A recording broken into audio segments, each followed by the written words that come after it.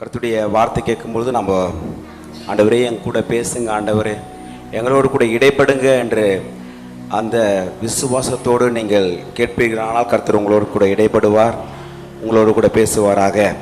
ஆமேன். சந்தோஷமா இருங்களா? அல்லேலூயா. ஆமேன். ஆண்டவராகிய இயேசு கிறிஸ்து நாமத்தினால யாவருக்கும் அன்பின் வாழ்த்துதல். என்னோடு கூட திருப்பிக் கொள்ளுங்க. 1 கொரிந்தியர் 10ஆம் அதிகாரம் 1 வாசிக்கலாம். 1 கொரிந்தியர் 10ஆம் அதிகாரம் 1வது வசனத்திலிருந்து வாசிக்கலாம். அப்படி இருக்க சகோதரரே, நீங்கள் எவைகளை அறிய வேண்டும் என்று இருக்கிறீர்கள் என்றால், நம்முடைய பிதாக்கள் எல்லாரும் மேகத்தை கீழாயிருந்தார்கள், எல்லாரும் சமுத்திரத்தின் வழியாய் நடந்து வந்தார்கள், எல்லாரும் மோசைக்குள்ளாக மேகத்தினாலும் சமுத்திரத்தினாலும் ஞானஸ்நானம் பண்ணப்பட்டார்கள், எல்லாரும் ஒரே ஞான போஜனத்தை புசித்தார்கள், எல்லாரும் ஒரே ஞானபானத்தை குடித்தார்கள். எப்படி எனில் அவர்களோடு கூட சென்ற ஞான கண்மலையின் தண்ணீரை குடித்தார்கள். அந்த கண்மலை கிறிஸ்துவே. அப்படி இருந்தும் அவர்கள் போதும். அல்லேலூயா. எல்லாரும் மோசைக்குள்ளாக மேகத்தினாலும் சமுத்திரத்தினாலும் ஞானஸ்தானம் பண்ணப்பட்டார்கள், எல்லாரும் ஒரே ஞான போஜனத்தை புசித்தார்கள், எல்லாரும் ஒரே ஞானப்பானத்தை குடித்தார்கள். எப்படி எனில் அவரோடு சென்ற கண்மலையின் தண்ணீரை குடித்தார்கள். அந்த கண்மலை கிறிஸ்துவே. எதேபிராம சொல்றீங்க? அந்த கண்மலை கிறிஸ்துவே. ஆண்டவராகிய இயேசு கிறிஸ்து பழைய ஏற்பாட்டில் இஸ்ரேல் ஜனங்கள் எகிப்திலிருந்து வெளிவரும் பொழுது ஆண்டவர் அவர்களுக்கு மேகஸ்தம்பமாகவும் அக்னி ஸ்தம்பமாகவும் அவர் அங்கு வழி நடத்தி வருகிறதை பார்க்கிறோம். சொல்றீங்க?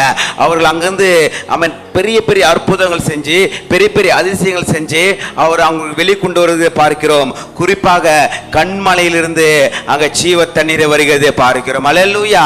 கடினமான இடத்திலிருந்து அங்க தண்ணீர் வருகிறதை பார்க்கிறோம். கிறிஸ்து புதிய ஏற்பாட்டில் மாத்திரம் இல்ல, பழைய ஏற்பாட்டிலையும் அவர் மேகஸ்தம்பமாக அவரோடு கூட வந்தார், அக்னி ஸ்தம்பமாக அவரோடு கூட வந்தார், கண்மலையாக அவரோடு கூட வந்தார். எத்தனை சொல்றீங்க? அல்லேலூயா. ஆண்டவர் உங்க கூட தான் வருகிறார். அவர் கண்மலையாக கிறிஸ்து.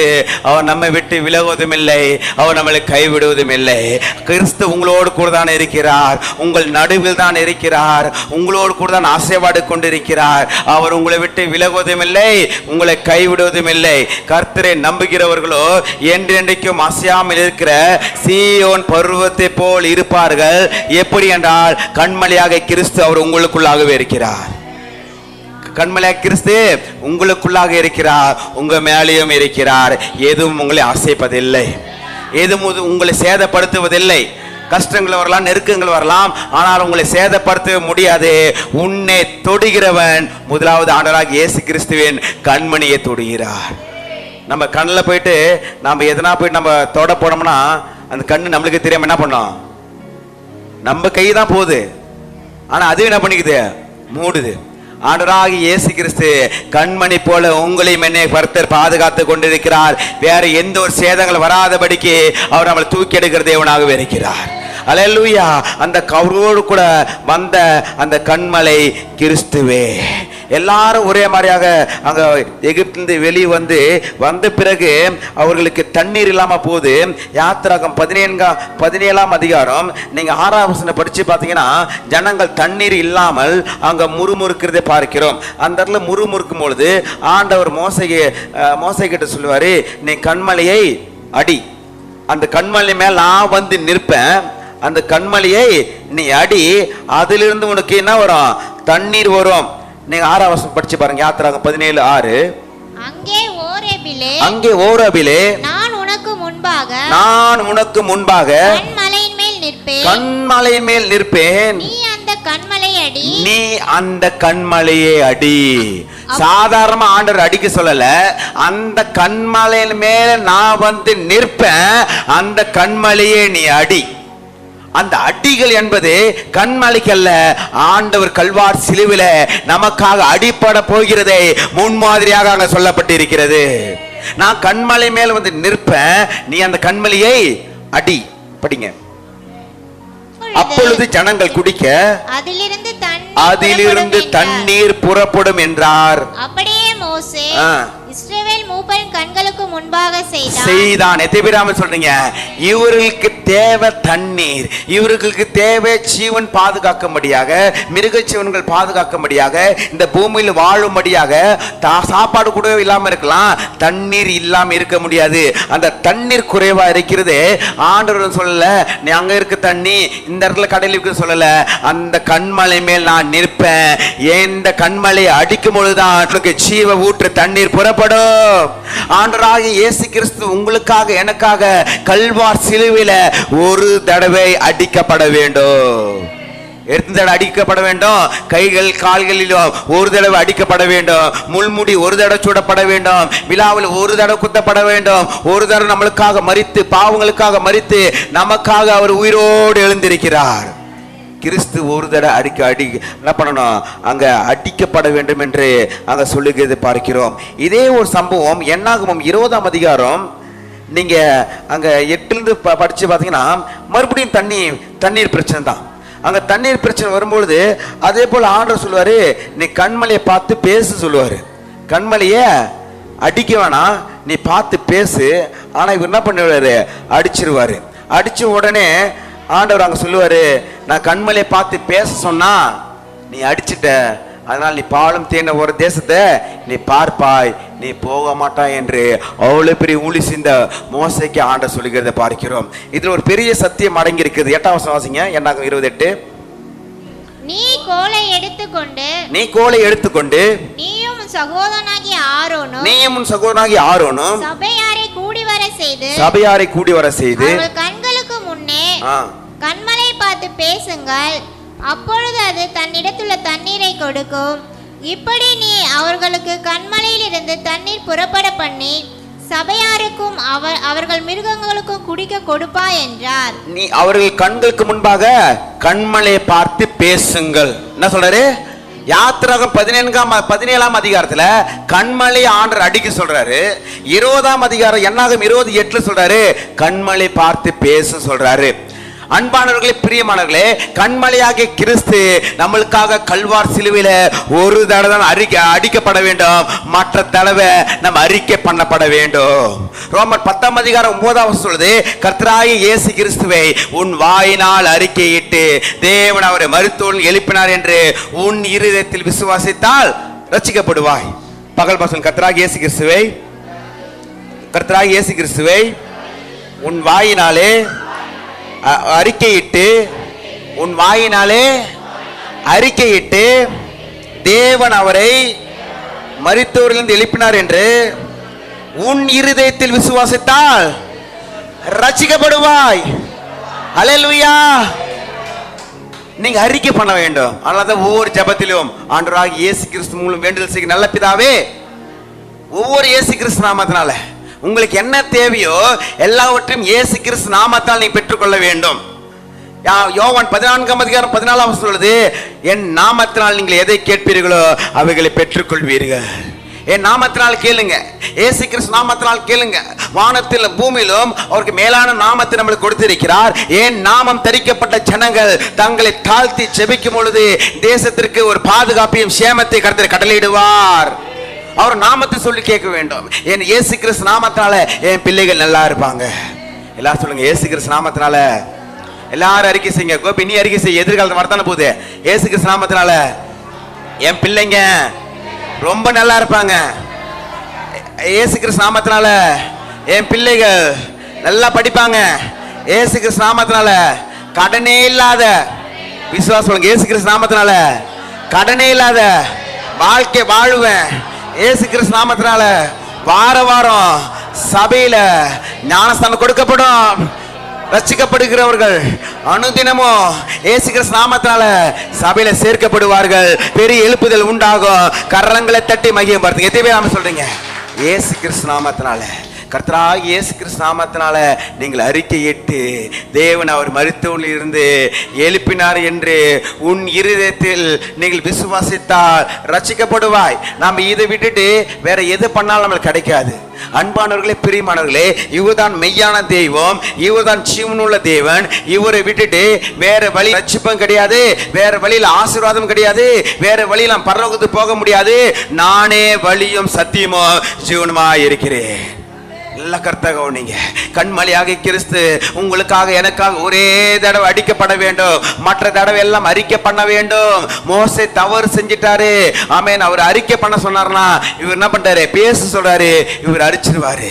ஆண்டவராகிய இயேசு கிறிஸ்து நம்ம திருவிருந்தில் பங்கு பெற போகிறோம். அன்பானவர்களே, பிரியமானவர்களே, நம்மளுடைய பாவத்தின் நிமித்தம், நம்மளுடைய அக்கிரமத்தின் நிமித்தம், ஆமென், ஸ்தோத்திரம், அவர் கல்வார் சிலுவையில நமக்காக அடிபட்டார், நமக்காக நொறுக்கப்பட்டார். நம்மளுடைய பாவங்கள் அவர் ஏற்றுக்கொண்டு அவருடைய ஆசீர்வாதத்தை நம்மளுக்கு கொடுத்திருக்கிறார். நம்மளுடைய சாபத்தெல்லாம் ஏற்றுக்கொண்டு அவர் மகிமையின் ஐஸ்வரியத்தை நம்மளுக்கு கொடுத்திருக்கிறார்.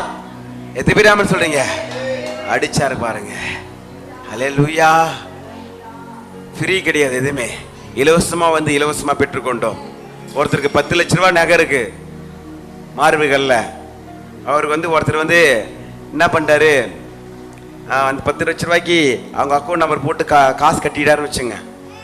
கட்டிட்டு அந்த அந்த ரசீது மட்டும் எடுத்து கொடுக்காரு அவர் கையில். அவருக்கு எப்படி இருக்கும்? எப்படி இருக்கும் சொல்லுங்க? இந்த கூட்டுறவு பேங்க்ல எலெக்ஷன் டைம்ல கேன்சல் பண்ணுவாங்க, நம்மளுக்கு தான் அக்கௌண்ட் இல்லை. அப்போ யாருன்னா கட்டிட்டு அந்த ரசீது மாதிரி எடுத்துன்னு கொடுத்தாங்கன்னா நம்மளுக்கு எப்படி இருக்கும்? நம்மளுக்கு தான் இது இலவசம். யாரோ ஒருத்தர் பே பண்ணிருக்காங்க. ரட்சிப்பு நம்மளுக்கு தான் இலவசம். அதற்காக கல்வார் சிலுவையில் உங்களுக்காக எனக்காக அவர் ஆணி அடிக்கப்பட்டு முன்மூடி சூடப்பட்டு விழாவில் குத்தப்பட்டு நமக்காக சித்தப்பட்ட ரத்தத்தினால மீட்கப்பட்டு இருக்கிறோம். எத்திபிராம சொல்றீங்க? கண்மலையாக கிறிஸ்து நமக்காக அடிக்கப்பட்டாருங்க. எதுக்காக? அவர்களுக்கு தேவையானது தண்ணீர் கிடைக்கும்படியாக, வாழும்படியாக, இந்த பூமியில இருக்கும்படியாக, சுகமா இருக்கும்படியாக அவர்களுக்கு தேவையானது தண்ணீர். கண்மலையாக கிறிஸ்து அடிக்கப்படும் பொழுதுதான் உங்களுக்கு தேவைகளாம் பூர்த்தி ஆகுகிறது. எத்திபிராம சொல்றீங்க? அவர் நாம் விசுவாசிக்க வேண்டும். உன் வாயினால் அறிக்கை பண்ண வேண்டும். உன் வாயினால் அறிக்கை செய்து உங்க இருதயத்தில் விசுவாசித்தால் நம்ம எல்லாமே பெற்றுக்கொள்ள முடியும் என்று வேதம் சொல்லுகிறது. அப்ப கண்மலையாக கிறிஸ்து அவர் நம்மளோடு கூட இருக்கிறார், நம்ம கூடவே வருகிறார். நம்ம அனுதினம் அறிக்கை பண்ண வேண்டும், ஜெபிக்க வேண்டும். இயேசு கிறிஸ்து நாமத்தால ஆசீர்வதிக்கிறேன். உங்க கர்த்தர் உங்களை ஆசீர்வதிப்பார். இப்படி சொல்லுங்க, இதாடா, இயேசு கிறிஸ்து நாமத்தினால கர்த்தர் உங்களை ஆசீர்வதிப்பார். நான் சொல்றேன், இயேசு கிறிஸ்து நாமத்தினால என் மக்கள் ஆசீர்வாதமா இருப்பார்கள். என்ன பார்த்து சொல்லுங்க 4 வார்த்தை. இயேசு கிறிஸ்து நாமத்தினால ஆசீர்வாதமா இருக்கும். அல்லேலூயா. எப்பவுமே நம்ம இங்கிருந்து சொல்லி கேட்டு போயிட்டோம், அங்கிருந்து வருவதை நான் பெற்றுக்கொள்கிறேன். நீங்க சொல்ற ஆசீர்வாதங்கள்லாம் ஒரு பெரிய கோணி எடுத்து மூட்டை மூட்டையை கட்டின்னு எடுத்துன்னு போறேன். எது விடாம சொல்றீங்க? நீங்க நல்ல ஆசீர்வாதமா இருப்பீங்க. கோபி ரொம்ப ஆசீர்வாதமா இருப்ப. எதிர்காலம் உனக்கு பிரகாசமா இருக்கும். ஆந்திராஜ் ரொம்ப ரொம்ப ஆசீர்வாதமா இருப்ப. சத்தியமித ரொம்ப ஆசீர்வாதமா இருப்பீங்க. எல்லாரும் பேர் சொன்னா ரொம்ப பத்தாது. மொத்தமா இங்க இருக்கிற சகோதரர்கள் எல்லாரும் ரொம்ப ஆசீர்வாதமா இருப்பாங்க. சகோதரிகள் எல்லாரும் ரொம்ப ஆசீர்வாதமா இருப்பாங்க. இன்னும் அநேக ஆசீர்வதிக்கப்பட்டவர்கள் சபையில் ஆண்டவர் கொண்டு வருவாரு. எது பிராமல் சொல்றீங்க? ஆமேன். ரமேஷ் அங்க அம்மால ரொம்ப ஆசீர்வதிக்கப்பட்டவங்க. ரமேஷ் குடும்பம் ரொம்ப ஆசீர்வதிக்கப்பட்டது. சும்மா ஆமேன் சொல்லுங்க. அல்லேலூயா. நீங்க எல்லாம் ரொம்ப ஆசீர்வதிக்கப்பட்டவங்க. கர்த்தரால் ஆசீர்வதிக்கப்பட்டவர்களே உள்ள வாங்க. இயேசு கிறிஸ்து நாமத்தினால நீங்கள் ஆசீர்வாதத்தை பெற்றுக்கொள்வீங்க. இயேசு கிறிஸ்து நாமத்தினால சொல்லுங்க. அல்லேலூயா. எங்க அம்மா அடிக்கடி சொல்லும், எதுனா ஒண்ணு இயேசு கிறிஸ்து நாமத்தினால சுகம் உண்டாவதாக. ரொம்ப அவசியம். எல்லாமே இயேசு கிறிஸ்து நாமத்தினால நான் பெற்றுக்கொள்ள முடியும்.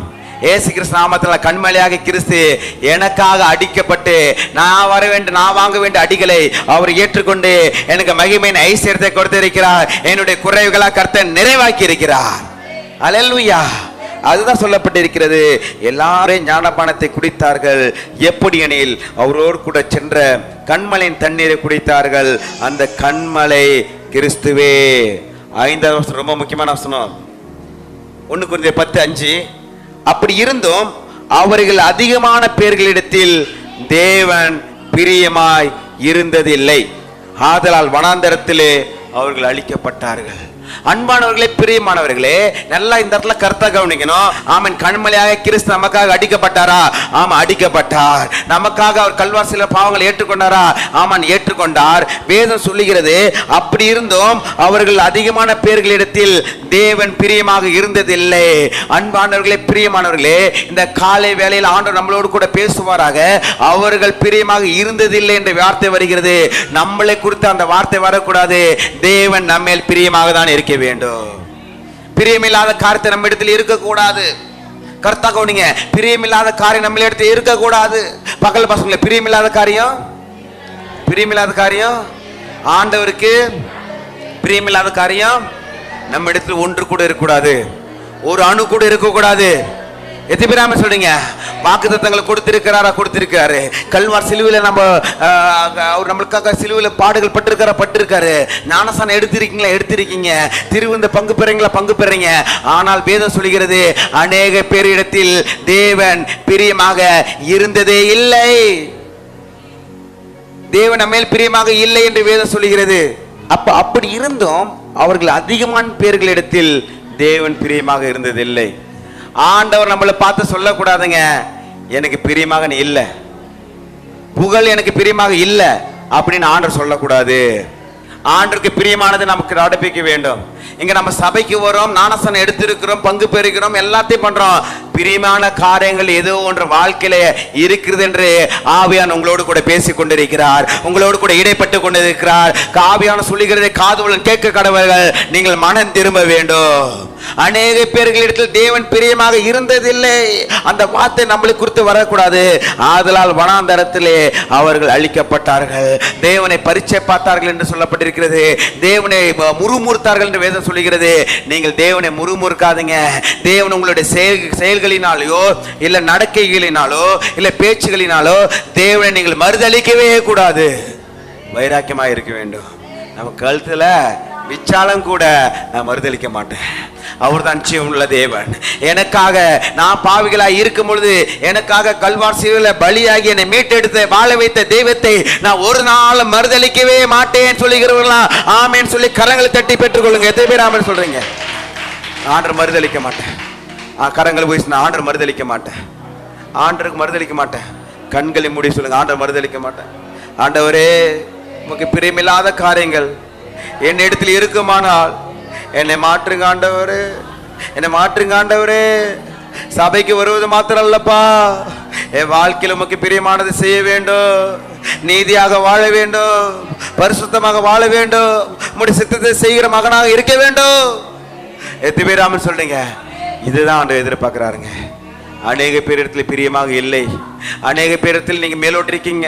வேதம் சொல்லுகிறது, என் ஜனங்கள் வாயினால் துதிக்கிறார்கள், அவர்கள் இதயம் தூரமாக இருக்கிறது, கசப்பு நிறைந்திருக்கிறது, பாவம் நிறைந்திருக்கிறது, துன்மார்க்க ஆலோசனை நடந்து கொண்டிருக்கிறார்கள். சங்கீதம் ஒன்றில் தான் போடப்பட்டிருக்கிறது, துன்மார்க்க ஆலோசனை அநேக பேர் நடந்து கொண்டிருக்கிறார்கள். பரியாசக்காரத்தில் நீங்கள் உட்கார்ந்து கொண்டிருக்கீங்க, பாவிகள் இடத்தில் நிற்க கூட நின்று கொண்டிருக்கீங்க. ஆண்டுக்கு பிரியமில்லாத காரியத்தை நாம் செய்து கொண்டிருக்கிறோம். அநேக பேரிடத்தில் தேவன் பிரியமாக இருந்ததில்லை என்று வேதம் சொல்லுகிறது. நான் சொல்லுகிறேன், இந்த சபையில அந்த வார்த்தை குறித்து ஆண்டு நம்ம சொல்லக்கூடாது. என் பிரியமே, என் ரூபவதி என்று ஆண்டு நம்மளை குறித்து தான் சொல்ல வேண்டும். ஆண்டு உண்மையில் பிரியமா இருக்கிறார். உன் தேசம் வாழ்க்கைப்படும், உன் குடும்பம் கட்டப்படும். பகல் பசங்க, கர்த்தர் உண்மையில பிரியமா இருக்கிறார். உன் குடும்பம் கட்டப்படும், உயர்த்தப்படும். பிரிய மாணவனே, உன் ஆத்தும வாழ்வது போ.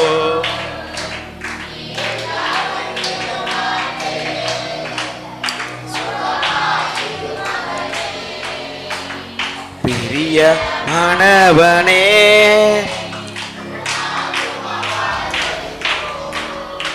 நீ எல்லாவற்றிலும் வாழ்ந்து சுகமா இரு மகனே. ஓட்ட பந்தயம் நீ ஓடுகிறாய், ஒழுங்கின்படி ஓடு மகனே. சொல்லமா, ஓட்ட பந்தயம் ஒழுங்கின்படி ஓடு மகனே. நெருங்கி வரும் பாவங்களை, சொல்லமா, நெருங்கி வரும் பாவங்களை உதறி தள்ளிவிட்டு ஓடு மகனே.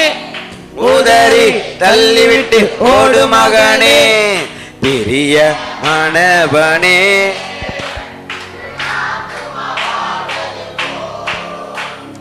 எல்லாவற்றிலும் வாழ்ந்தே சுகமா இரு மகனே. அப்படி இருந்தும் அவர்கள் இடத்தில் தேவன் பிரியமா இருந்ததில்லை. அதனால் மனாந்தரத்தில் அவர்கள் அழிக்கப்பட்டார்கள். 6ஆம் வசனம் படிங்க. அவர்கள் இச்சித்தது போல நாமும் பொல்லாங்கானவைகளை இச்சியாதபடிக்கு இவைகள் நமக்கு திருஷ்டாந்தமா இருக்கிறது. அவர்கள் இச்சித்தது போல நாமளும் இச்சிக்க கூடாது.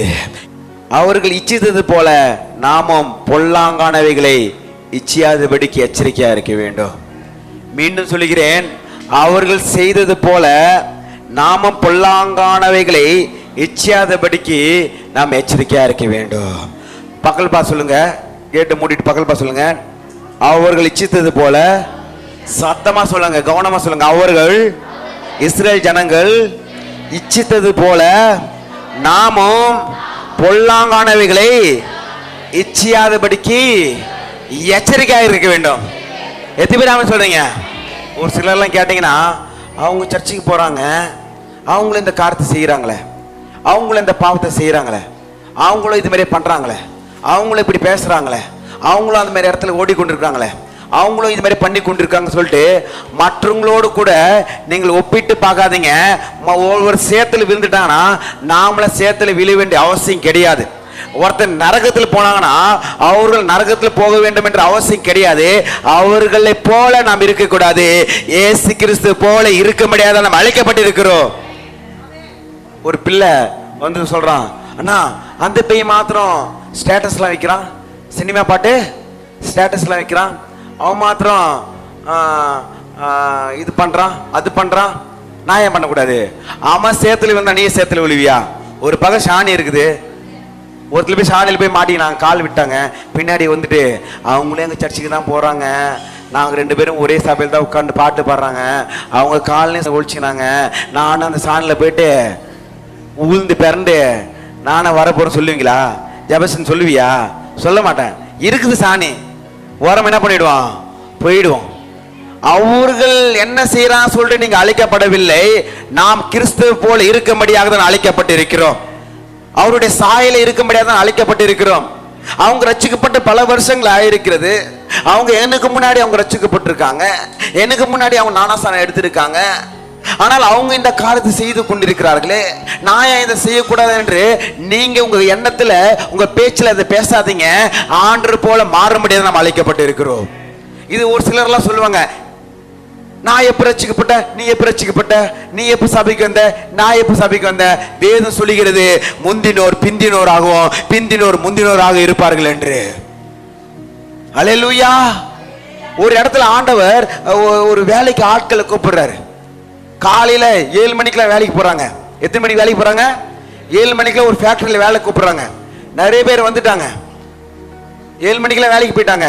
சாயந்தரம் 5 மணிக்கு முடியும். சாயந்தரம் 5 மணிக்கு முடியும். என்னால எஜமான சொல்றாரு, இந்த இவர்கள் செய்யற வேலை பார்த்துட்டு இன்னும் எனக்கு ஆட்கள் தேவை. மறுபடியும் ஒரு 10 மணிக்கு இன்னொரு 10 பேர் கூட்டின்னு வராங்க. சம்பளம் எவ்வளவு சொன்னாங்கன்னா 1000 ரூபான்னு வச்சுங்க.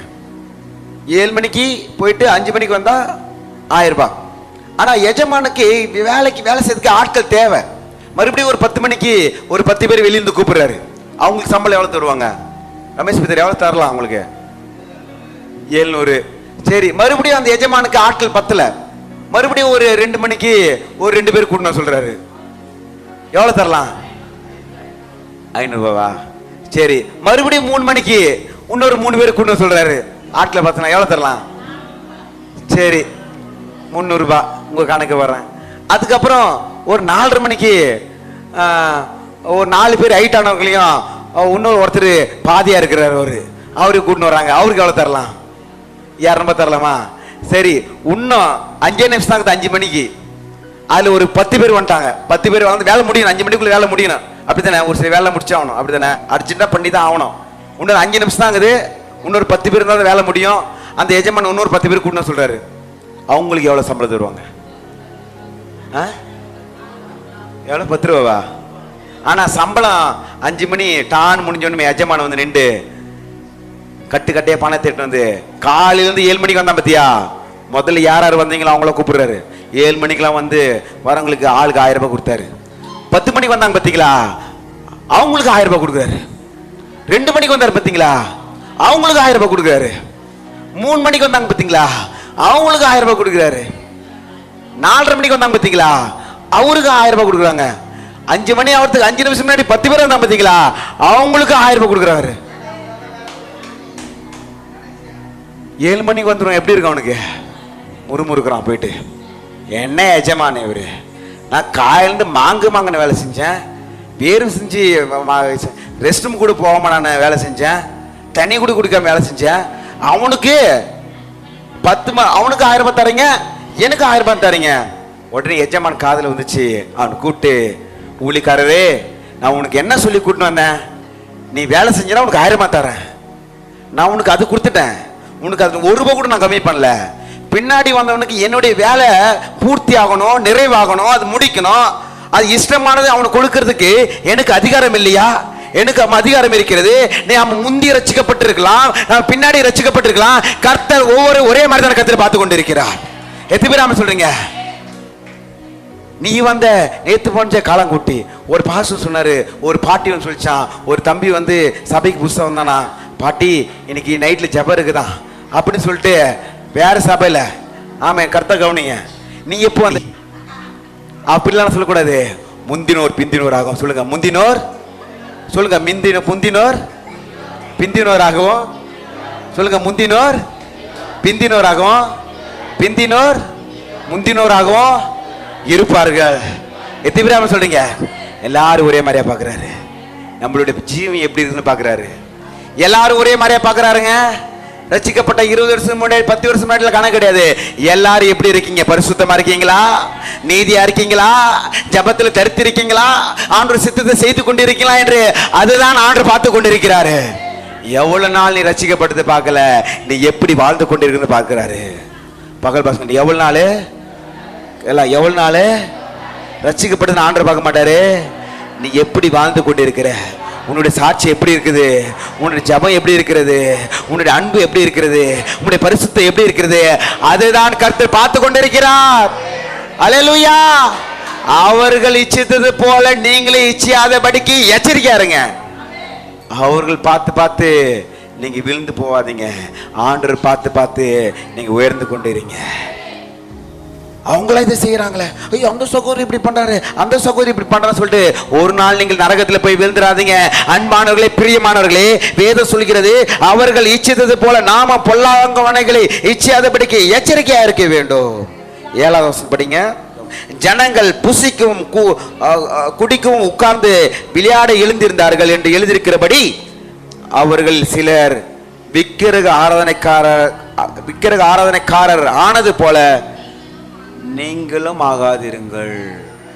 பகல் பசங்க, நீங்கள் விக்கிரக ஆராதனைக்காரர்கள் ஆனது போல நீங்களும் ஆகாதபடிக்கு எச்சரிக்கையா இருங்க.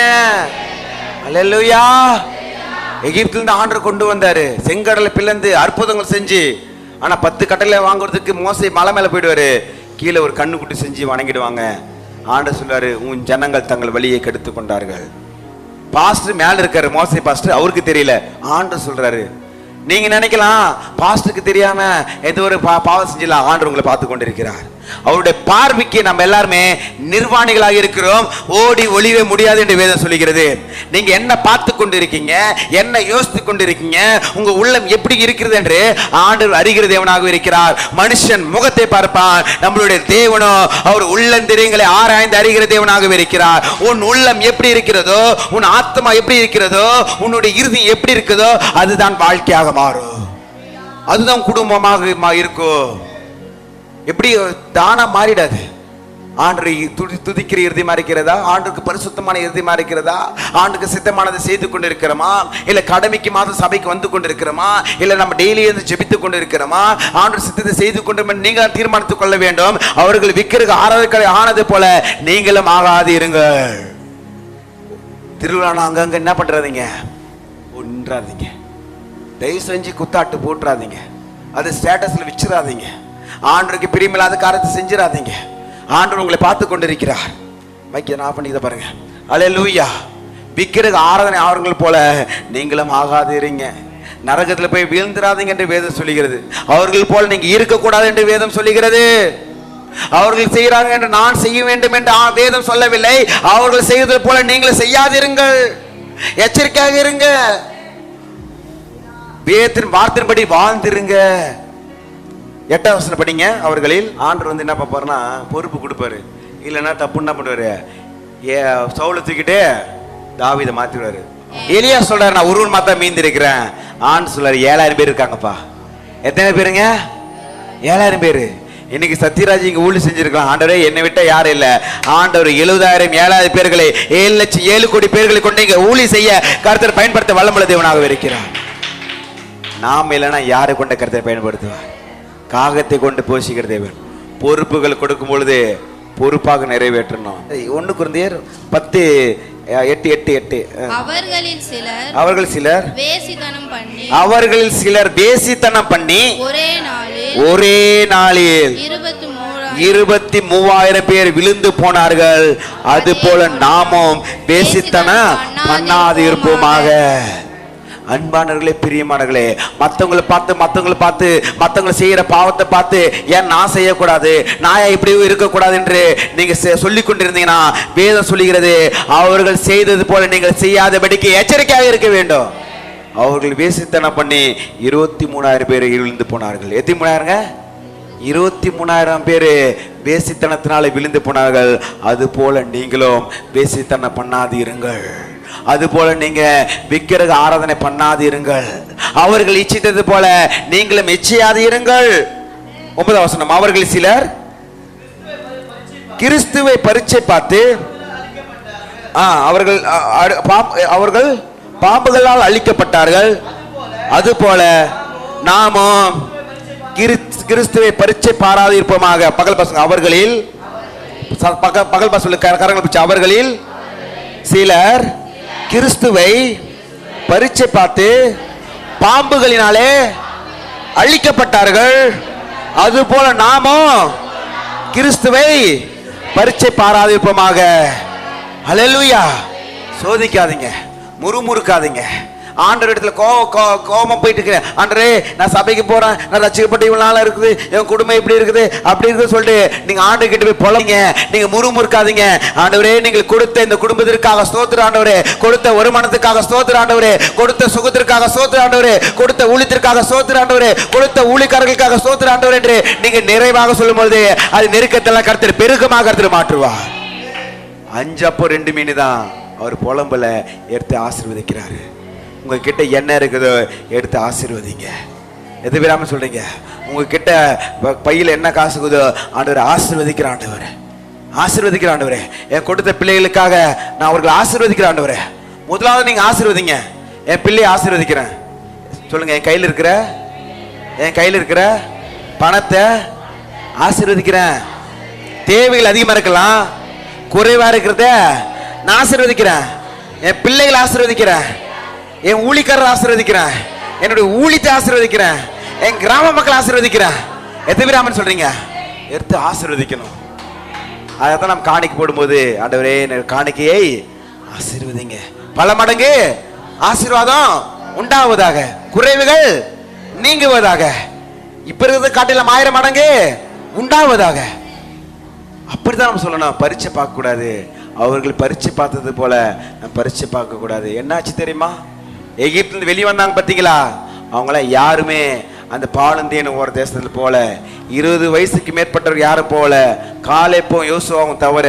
அன்பானவர்களே, பிரியமானவர்களே, எல்லா கருத்தா கவனிங்க. ஒரு சத்தியத்தை உங்களுக்கு சொல்ற கவனிங்க.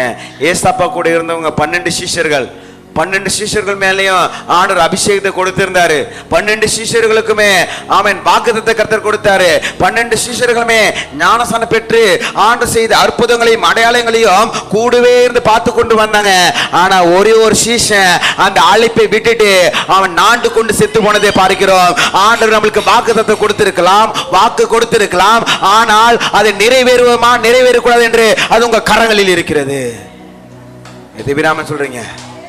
12 சீஷர்களை ஒரு சீஷை விழுந்து போனது காரணம் என்ன? அது அவங்க கையில் தான் இருக்குது. எல்லாம் வாக்குத்தத்தத்தை கர்த்தர் கொடுத்திருக்கிறாருங்க, அபிஷேகத்தை கொடுத்திருக்காங்க, ஊழியத்தை கொடுத்திருக்காங்க. கர்த்தருடைய வார்த்தை இங்க புறப்பட்டு கொண்டு வருகிறது. அந்த வாக்குத்தத்தம் உங்களுக்கு வாழ்க்கை நிறைவேறணும்னா நிறைவேறக்கூடாது என்று கர்த்தர் உங்க கரங்களை ஒப்பு கொடுத்துட்டாரு. உன் விசுவாசம் உன்னை ரட்சித்தது. அவர்கள் செய்தது போல நீங்களும் செய்யாதபடிக்கு எச்சரிக்கையா இருங்க. கிறிஸ்துவ வாழ்க்கை எச்சரிக்கையா இருக்கிற வாழ்க்கை. அனலா இருக்க வேண்டும், குளிரா இருக்க கூடாது. அனலா இருந்து குளிரா இருந்தேன்னா ஆண்டவர் வாந்தி பண்ணி போடுவார் என்று சொல்லப்பட்டிருக்கிறது. ஆவில அனலா இருங்கள். பகல் பசங்க ஆவிலே அனலா இருங்கள். சொல்லுங்க, ஆவிலே அனலா இருங்கள். கர்த்தருக்கு ஊழியம் செய்யுங்கள். ஜெபத்திலே தரித்திருங்கள். விசுவாசத்திலே நிலைத்திருங்கள். அதற்காகவே நீ அழைக்கப்பட்டாய். விசுவாசத்துல நல்ல போராட்டத்தை போராடு. நித்திய ஜீவனை பற்றிக்கொள். அதற்காகவே நீ அழைக்கப்பட்டாய். கரங்கள் தட்டி மகிமைப்படுத்துங்க. எது பேர் ஆமென் சொல்றீங்க? இதற்காக தான் நீங்க அழைக்கப்பட்டீங்க. அவர்கள் போல இவர்கள் போல இஸ்ரேல் ஜனங்கள் போல இருக்கக்கூடாது என்று வேதம் சொல்லப்பட்டிருக்கிறது. அவர்கள் சிலர் முறுமுறுத்து சங்காரத்தினால் அழிக்கப்பட்டார்கள். அது போல நீங்களும் முறுமுறுக்காதிருங்கள். இவைகள் எல்லாம் திருஷ்டாந்தங்களாக அவர்களுக்கு சம்பவித்தது. உலகத்தின் முடிவு காலத்தில் உள்ள நமக்கு எச்சரிப்புண்டாகும்படி எழுதப்பட்டிருக்கிறது. எச்சரிப்பின் வார்த்தை உங்களுக்கு கடந்து வருகிறது. அன்பான சகோதரனே, அன்பான சகோதரிகளே, காலம் முடிவு காலம் வந்து விட்டது. உங்களுக்காக எனக்காக ஆண்டவர் பெரிய ஆயத்த பண்ணிருக்கிற பரலோகத்தில் நம்மளுக்கு கை வேலை இல்லாத தேவனால் கட்டப்பட்ட நித்திய வீடு இருக்கிறது. என்னுடைய தரிசனத்தில் பார்க்கும் பொழுது உலகமே ட்ரையா இருக்கிறது. ஒரு மனுஷன் கூட இல்லை. வானம் இருக்குது, ஆனா சூரியன் பார்க்க முடியல. உலகத்தின் முடிவு காலத்தில் நம்ம நோக்கி கொண்டிருக்கிறோம், பயணித்துக் கொண்டிருக்கிறோம். யாருமே கைவிடப்படக்கூடாது. ஆண்டவரே, இயேசு கிறிஸ்து நாமத்தினால என் சபை மக்கள் ஒருவரும் கைவிடப்படக்கூடாது. ஒரு தரிசனத்தை பார்த்து சொன்னாரு, ஒரு கப்பல் மாதிரியா இருக்குதான். அது கப்பல் நிறைய தண்ணி ஃபுல்லா இருக்குது, ஒரு வானத்துல வந்துருக்குது. நிறைய பேரு நம்ம சபையில கைவிடப்படுகிறது பார்த்தேன் என்று அவர் சொல்லும் போது ரொம்ப கஷ்டமா இருக்கிறது. நான் சொல்லுகிறேன், நம்ம சபையில யாருமே கைவிடப்படக்கூடாது. எல்லாரும் பரலோகத்துக்கு நேராக, நித்திய ஜீவனுக்கு நேராக கடந்து போகலாம் இருக்க வேண்டும். உலகத்தின் முடிவு காலத்திற்கு நமக்கு நம்ம எச்சரிக்கையா இருக்க வேண்டும் என்று வேதம் சொல்கிறது. இவைகள் எல்லாம் திஷ்டாந்தங்களாக நான் அவர்களுக்கு சம்பவித்தது. உலகத்தின் முடிவு காலத்தில் நமக்கு எச்சரிப்பு உண்டாகும்படி எழுதப்பட்டிருக்கிறது. 12 வசனம் ரொம்ப முக்கியமான வசனம். இப்படி இருக்க தன்னை நிற்கிறவன் என்று எண்ணுகிறவன் விழாதபடிக்கு எச்சரிக்கையா இருக்க வேண்டும். பகல் பாசலுங்க, பகல் பாசல் முக்கியமான வசனம். இப்படி இருக்க தன்னை நிற்கிறவன் என்கிறவன் எண்ணுகிறவன் விழாதபடிக்கு எச்சரிக்கையா இருக்க வேண்டும். அல்லேலூயா. நான் கரெக்டுங்க. ஆண்டவர் இப்ப நான் போயிட்டு ஆண்டு சமூகத்தில் போய் நான் ஜெபம் பண்ணிடுவேன். ஆண்டு கிட்ட நான் பாவம் மன்னிச்சுட்டு கேட்டுருவேன். நான் இது வேணா செஞ்சுட்டு எப்படி வேணா வாழ்ந்துட்டு கடைசி என்ன மன்னிச்சுறாரு. ஆனா சடிதியில ஒரு காரியங்கள் நடக்கும்போது நம்ம நரகத்துல போய் விடக்கூடாது. தன்னை நிற்கிறவன் எண்ணுகிறவன் விழாதபடிக்கு எச்சரிக்கையாக இருக்க வேண்டும். நான் கரெக்டா இருக்கிறேன், நான் ஜபத்தில் தரித்திருக்கிறேன், ஏதோ ஒரு இடத்துல நமக்கு குறைவுகள் இருக்கிறது என்று வேதம் சொல்லுகிறது. ஒரே ஒரு கருத்தை சொல்லி மாத்திரம் வேகமாக முடிக்க விரும்புகிறேன். 1 பேதுரு 3ஆம் அதிகாரம் 9 நீங்க படிச்சு பாத்தீங்கன்னா ரொம்ப ரொம்ப அருமையான வசனங்கள் அங்க சொல்லப்பட்டிருக்கிறது. 1 கொரிந்தியர் வேகமாக எடுத்து வாசிங்க. 3:9 வாசிங்க. 3:9 தீமைக்கு தீமையையும் உதாசனத்திற்கு உதாசனத்தையும் சரி கட்டாமல் அதற்கு பதிலாக நீங்கள் ஆசீர்வாதத்தை சுதந்திர கொள்ளும்படி அழைக்கப்பட்டீர்கள் என்று அறிந்து அவர்களை ஆசீர்வதிங்க. யாரா உங்களை சபிச்சாங்கன்னா அவர்களை, உங்களை சபிக்கிறவர்களை ஆசீர்வதிங்க. எல்லாம் சவுண்ட சொல்லுங்க. உங்களை சபிக்கிறவர்களை ஆசீர்வதிங்க. சொல்லுங்க பிரதர், சொல்லுங்க ரமேஷ் பிரதர். உங்களை சபிக்கிறவர்களை ஆசீர்வதிங்க, ஆசீர்வதிங்க. என்ன போஷித்தவர் உங்களை போஷிக்கிறவர் தேவன் என்னையும் போஷிப்பார். உங்களுக்கு கஸ்டமர் கொண்டு வர எனக்கு கஷ்டம் கொண்டு வருவார். நீங்க அவங்களை பார்த்து என்ன பண்ணாதீங்க. ஸ்டொமக்கு ஃபயர் ஆகக்கூடாது. என்ன கூடாது? பாருங்க, என்ன எரியக்கூடாது? சொல்லுங்க பக்கத்தில் பார்த்து. உங்களோட நல்லா படிச்சாங்கன்னா சொல்லுங்க. உங்களோட நல்லா படிச்சாங்கன்னா, உங்களோட நல்ல பைக் வாங்கினாங்கன்னா, நல்ல கார் வாங்கினாங்கன்னா, நல்ல வீடு கட்டாங்கன்னா வயிறு எறியக்கூடாது. எனக்கு கொடுத்ததை நான் நன்றி சொல்லி நான் பரிபூர்ண ஆசீர்வாதத்தோடு நான் பெற்றுக்கொள்ள போகிறேன். எது பேராம சொல்றீங்க? இதுதான் வேதம் சொல்லுகிறது. ஆமென். நீங்க உங்கள் சபிக்கிறவர்கள் ஆசீர்வதிக்க வேண்டும். 10ஆம் சொல்லுது, ஜீவனை விரும்பி நல்ல நாட்களை காண வேண்டும் என்கிறவன் பொல்லாப்புக்கு தன் நாவையும் கபடத்துக்கு தன் உதடுகளையும் விலக்கி காத்து பொல்லாப்பை விட்டு நீங்கி நன்மையை செய்து சமாதானத்தை தேடி அதை பின் தொடர கடவன். கர்த்தருடைய கண்கள் நீதிமான்கள் மேல் நோக்கமாயிருக்கிறது, அவருடைய செவிகள் அவர்கள் வேண்டுதலுக்கு கவனமாயிருக்கிறது. தீமை செய்கிறவர்களுக்கு கர்த்தருடைய முகம் விரோதமாயிருக்கிறது. தீமை செய்கிறவர்களுக்கு கர்த்தருடைய முகம் விரோதமாயிருக்கிறது. நீங்கள் நன்மை பின்பற்றுகிறானால் உங்களுக்கு தீமை செய்கிறவன் யார்? நீதி நிமித்தமாக நீங்கள் பாடுபட்டால் பாக்கியவான்களாயிருப்பீர்கள். அவர்களுடைய பயமுறுத்தலுக்கு நீங்கள் பயப்படாமலும் கடங்காமலும் இருங்கள். எத்தனை பேர் நாம சொல்றீங்க? நீங்க உண்மையாதான் இருக்கீங்க, உங்க மேல பழி தூக்கி போடுறாங்களா, நீங்க பயப்படாதீங்க. மறுபடியும் சொல்றேன் பாருங்க, நீங்க உண்மையாதான் நடக்கிறீங்க, நீங்க உத்தமா தான் இருக்கீங்க, ஆனா வீணாக உங்க மேல பழி போடுறாங்கன்னா அவர்களுக்கு பயப்படவும் கலகம் வேண்டாம். பகல் சொல்லுங்க, நீதி நிமித்தம் நீங்கள் பாடுபட்டால் பாக்கியவான்களா இருப்பீர்கள். அவர்களுடைய பயமுறுத்தலுக்கு நீங்கள் பயப்படாமலும் கலங்காமலே இருங்கள். எத்தனை பேர் சொல்லுங்க? துர்ச்செய்தி உங்களுக்கு சொல்றாங்க, நீங்க பயப்படாதீங்க. நான் எப்படி இருக்குன்னு ஆண்டவருக்கு தெரியும், நான் எப்படி ஆண்டவருக்கு பிரியமா இருக்க ஆண்டவருக்கு தெரியும். யார் என்ன குறை சொல்ல முடியாது. கர்த்தராகிய தேவன் உங்கள் இருதயத்தில் பரிசுத்த பண்ணுங்கள். உங்களிடத்தில் இருக்கிற நம்பிக்கை குறித்து உங்களிடத்தில் விசாரித்து கேட்கிறவர் யாவருக்கும் சாந்தத்தோடும் வணக்கத்தோடும் உத்தரவு சொல்ல எப்பொழுதும் ஆயத்தமாருங்கள். கிறிஸ்து கேட்ட உங்கள் நல்ல நடக்கையை தூசிக்கிறவர்கள் உங்களை அக்கிரமக்காரர் என்று உங்களுக்கு விரோதமாக சொல்லுகிற விஷயத்திலே வெட்கப்படும்படி நல் மனசாட்சியோடுகளாக இருக்க வேண்டும். எத்தனை பேர் சொல்றீங்க? அர்த்தம் சொல்லுது, தீமை செய்து பாடு அனுபவிப்பதிலும் தேவனுக்கு சித்தமானால் நன்மை செய்து பாடு அனுபவிப்பதே மேன்மையாக இருக்கும். இந்த வசந்தமா சொல்லி முடிச்சலாம். சொல்லுங்க, தீமை செய்து பாடு அனுபவிப்பதை பார்க்கலாம் தேவனுக்கு சித்தமானால் நன்மை செய்து பாடு அனுபவிப்பதே நலம். எது பேராம சொல்றீங்க? எல்லாரும் ஒரு நிமிடம் எழுந்து நின்று ஹல்லேலூயா, ஒரு நிமிடம் ஹல்லேலூயா, ஹல்லேலூயா. நன்றி ஆண்டவரே. அன்பானவர்களே, பிரியமானவர்களே, கர்த்தர் நம்மளோடு கூட பேசி இருக்கிறார். கண்மலை, ஆமா, கிறிஸ்து நம்மளுக்கு கண்மலையாக இருக்கிறார். நமக்காக பாடுபட்டார், நமக்காக அவர்கள் ரத்தம் சிந்தினார், நமக்காக வாக்குத்தத்தங்களை கர்த்தர் கொடுத்திருக்கிறார். இருந்தாலும் கூட அநேக பேரிடத்தில் கர்த்தர் பிரியமாக இருக்கவில்லை. பிரியமான காரியங்கள் நம்ம இடத்துல இல்லை. கர்த்தருடைய வார்த்தை உங்களுக்கு நேராக கடந்து வருகிறது. அநேக பேரிடத்தில் கர்த்தர் பிரியமாக இருக்கவில்லை. ஏன் பிரியமாக இருக்கவில்லை? ஆண்டருக்கு விரோதமான காரியங்கள் நாம் செய்து கொண்டிருக்கிறோம். ஆண்டருக்கு விரோதமான காரியத்தில் விழுந்து கொண்டிருக்கிறோம். பாவத்தில் மூழ்கி கொண்டிருக்கிறோம். ஆண்டர் வார்த்தை நமக்கு நேராக கடந்து வருகிறது. அவர்கள் செய்தது போல நீங்களும் செய்யாதபடிக்கு எச்சரிக்கையா இருங்க. அவர்கள் செய்தது போல நீங்களும் எச்சரிக்கையாதபடிக்கு எச்சரிக்கையா இருங்க. அவர்கள் விக்கிரக ஆராதனை செய்தது போல நீங்களும் செய்யாதபடிக்கு எச்சரிக்கையா இருங்க. அவர்கள் வேசித்தனம் பண்ணி 23,000 பேர் விழுந்தது போல நீங்களும் எச்சரிக்கையா இருங்க. அவர்கள் தேவனை பரிச்சு பார்த்து பாம்புகளினால் அவர்கள் மரித்தது போல நீங்களும் மரியாதபடிக்கு எச்சரிக்கையா இருங்க. நீங்கள் நரகத்தில் போகாதபடிக்கு எச்சரிக்கையா இருங்க. நீங்கள் நிற்கிறவன் விழாதபடிக்கு எச்சரிக்கையா இருங்க. எச்சரிக்கையா இருங்க. உங்களை சபிக்கிறவர்கள் நீங்கள் ஆசீர்வதிக்க வேண்டும். நீங்கள் தீமை செய்து பாட அனுபவத்தை பார்க்கலாம், நன்மை செய்து பாட அனுபவி என்று வேதம் சொல்லுகிறது. அன்பானவர்களே, பிரியமானவர்களே, நாம் ரட்சிக்கப்பட்டு சபைக்கு வந்து ஞானஸ்நானம் பெற்று இந்த உலகத்தில் வாழ்ந்து கொண்டிருக்கிறோம். முடிவு நாம் பரலோகத்தில் போக வேண்டும், நரகத்தில் போக கூடாது. முந்தினோர் பிந்தினோராகவும் பிந்தினோர் முந்தினோராகவும் இருக்கக்கூடாது.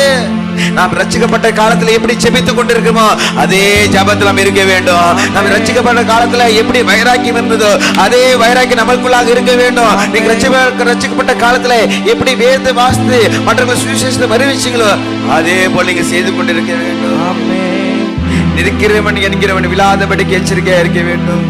நரகத்துல போய் விழாதபடிக்கு எச்சரிக்கையா இருக்க வேண்டும். அநேக பேர் நீங்க உங்களுக்குள்ளாக பாவம் இருக்கிறது என்று வேதம் சொல்லுகிறது. ஆண்டவருக்கு விரோதமான காரியங்கள் நீங்க செய்து கொண்டிருக்கிற ஆவியானவர் உணர்த்தி கொண்டிருக்கிறார். உங்களோடு கூட பேசி இருக்கிறார். பாவத்துக்கு நேராக உங்க கைகள் ஓடாதபடிக்கு, உங்கள் கண்கள் பார்க்காதபடிக்கு, உங்கள் பேச்சு பேசாதபடிக்கு, உங்கள் சிந்தையில யோசிக்காதபடிக்கு, அவர்கள் இச்சைத்தது போல் நீங்கள் இச்சையாதபடிக்கு எச்சரிக்கையா இருங்கள். இச்சையாதபடிக்கு எச்சரிக்கையா இருங்கள். பாவத்தில் விழாதபடிக்கு எச்சரிக்கையா இருங்கள். நீதியாக வாழ ஒப்பு கொடுங்க. கண்களை மூடி, ஆண்டவரே நான் உமக்கு நீதியாக வாழ ஒப்பு கொடுக்கிறேன் ஆண்டவரே. ஒரு நிமிடம் எல்லாரும் கரங்களை ஒப்பு கொடுத்து, ஆண்டவரே நான் ஒப்பு கொடுக்கிறேன் ஆண்டவரே. உமக்கு பிரியமில்லாத காரியத்தை என்னிடத்து எடுத்து போடுங்க. உமக்கு சித்தமான காரியங்கள் என்னை கொண்டு பயன்படுத்தபடியாக ஜெபிக்கிறேன்.